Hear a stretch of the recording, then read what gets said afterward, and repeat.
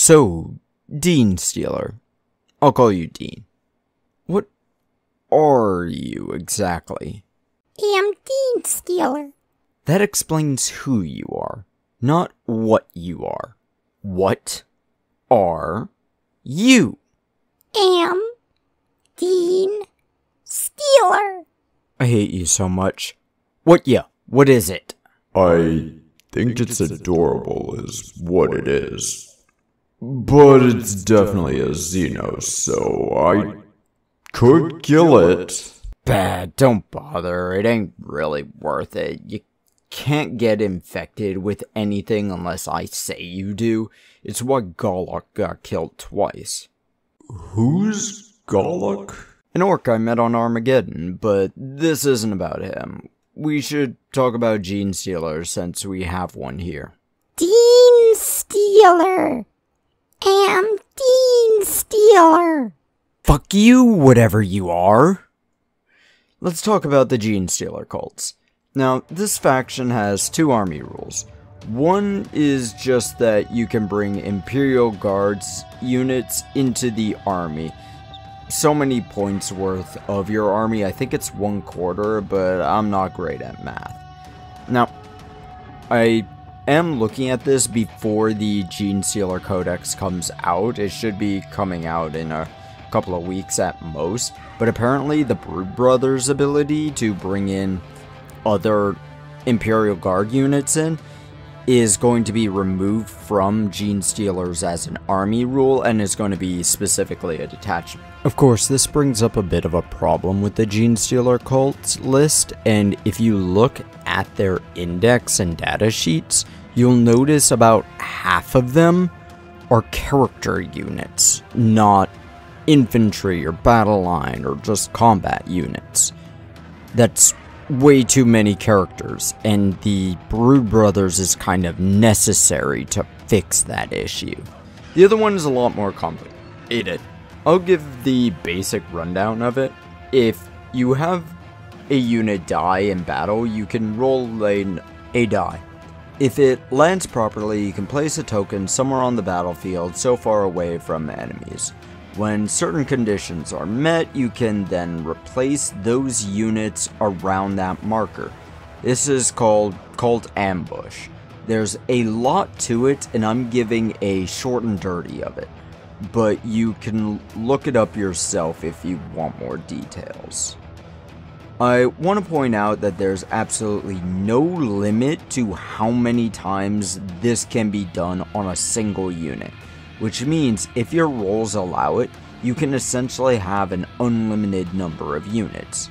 Now, this ability doesn't apply to the Imperial Guards that you take with you, but that's only 1/4 of your army.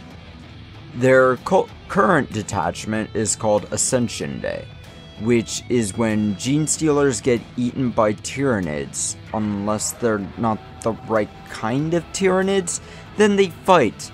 There's a lot of weird things with Genestealers and Tyranids, though, so the detachment rule is actually not bad, but I wouldn't call it great either.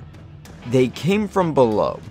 When a unit comes from reinforcements phase, their weapons get sustained hits and ignore cover until the end of the next fight phase, which really is just the end of the battle round. Especially against my knights, this is pretty great, because they get cover from everything now. Then there's plenty of other things that can give cover as well, from the Knight Dominuses to certain bonuses from abilities to stratagems. So these boys can actually just ignore that sort of shit. Getting into enhancement, let's look at them. Focus of Adoration is 10 points. It essentially makes said unit a captain from Space Marines. It can make the cost of certain stratagems cost Jackal. Heroic Intervention, which I've never used, but it's always nice to have it as an option. The next is Prowling Adjutant for 15 points. When an enemy ends a normal, advance, or fallback within 9 inches of this unit, you can roll a d6 and move your units that many inches forward to away. It can be really handy. If the unit has fight first, you can get closer and entice a charge, but if not, you can move away in order to make it take cover or get out of line of sight. Options are always nice. Inscrutable Cunning is 30 points, which is a lot, but it does 2 different things. One is that it gives the attached units the Infiltrator's ability, which honestly is great. Another thing it does is that when you target this unit with the stratagem, you can roll a die, and on a 4-up, you gain 1 command point back. Look, I won't use the abbreviation, it makes me uncomfortable, but both aspects of this enhancement are incredibly fantastic. And that makes the 30-point cost very worth it. If I played these guys, I'd definitely be using it constantly. Last enhancement is 40 points, and it's Meticulous Planner. It lets you boost the cost of a stratagem used by an opponent by 1 for the rest of the battle. This is also great, really. I get this as a basic ability on my Watchmaster, and I abuse this shit. Imperial armies can use it with the Calidus Assassin in order to do this too.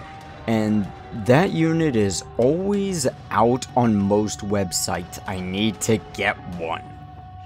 These enhancements are almost entirely great. Even the worst is still good. I don't know if the last one is worth 40 points, but looking at the cost of the units that can do it is also pretty up there too. I can excuse it, I guess.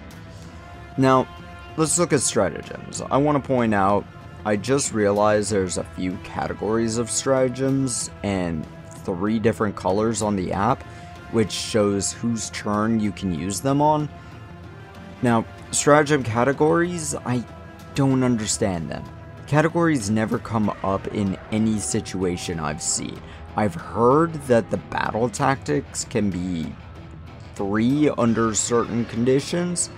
Epic deeds affect characters only. The rest I don't really know, and they're really all unnecessary. First in this list is Unquestioning Loyalty for 1 command point. It essentially lets you move the damage that a unit takes to another nearby unit. Not bad, pretty nice for warlords. Can essentially ignore precision. Coordinated Trap costs 2 points. It essentially lets you hyper-focus fire an enemy unit with a boosted wound rules. It's always nice to have a boosted chance to wound a target, especially with the weaker weapons that the Genestealer Cults have.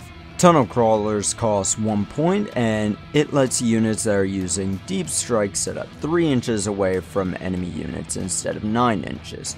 This can be great with the ambush tactics that Genestealers tend to utilize. Can really help out if you're using some powerhouse weapons. A Perfect Ambush is next, costs 1 point, and it lets a unit that's coming in from reserves get a bonus to their ballistic skill and armor penetration by 1. Good against tougher enemies like Terminators or tanks, really. Then comes One with Darkness for 1 point. Until the end of the shooting phase it's used in, the targeted unit has the stealth ability and can't be attacked if a model is more than a foot away. This detachment has a lot of survivability and it's actually terrifying. The last one is Return to the Shadows for 1 point and lets you remove 2 battle line units or 1 infantry unit from the field and put them into reserves so long as they're not within engagement range. This whole army is nothing but survival tactics, from the infinite numbers potential to redirection of hurts to stealth to really everything. With These stratagems and enhancement also given some bonuses too.